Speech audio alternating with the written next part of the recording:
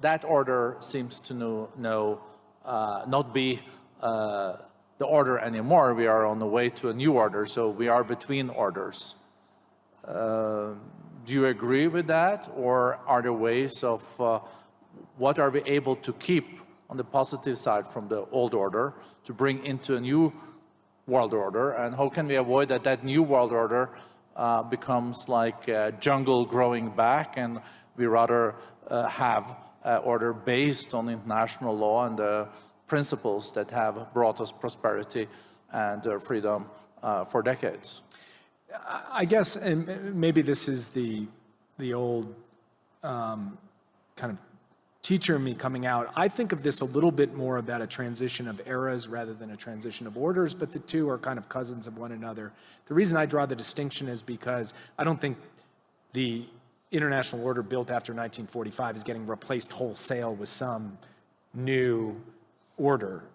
It will obviously evolve as it has evolved multiple times over the decades since 1945.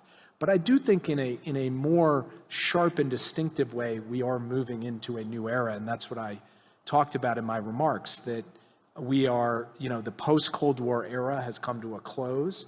We're at the start of something new. We have the capacity to shape what that looks like, and at the heart of it will be many of the core principles and core institutions of the existing order, adapted for the challenges that we face today. The technology now is, and digital technologies mainly have an analytical power. Now we go into a predictive power, and we have seen the first examples, and your company very much involved into it.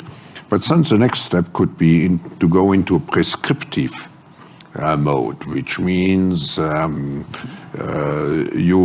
do not even have to have elections anymore, because you can already predict, and afterwards you can say, why do we need elections? Because we know what the result will be. The other key in order to have better prepared and to address the disease X is the pandemic agreement. The pandemic agreement can bring all the experience, all the challenges that we have faced, and all the solutions into one. And that agreement can help us to prepare for the future in a better way, because this is about a common enemy. And without a shared response, starting from the preparedness, we will face the same problem as COVID.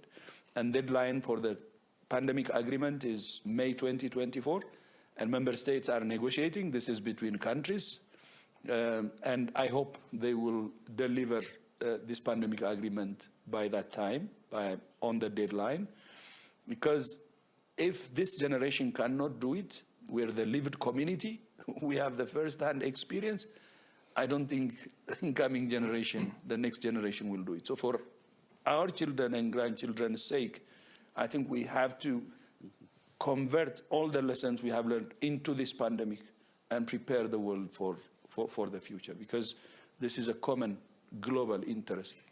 And national interest, very narrow national interest, should not come into the way. Of course, national interest is natural, but it's the narrow national interest that could be difficult and affecting the negotiations even as we speak. If I may, although COVID came immediately, we were preparing for COVID-like disease. You may even call COVID as the first disease X.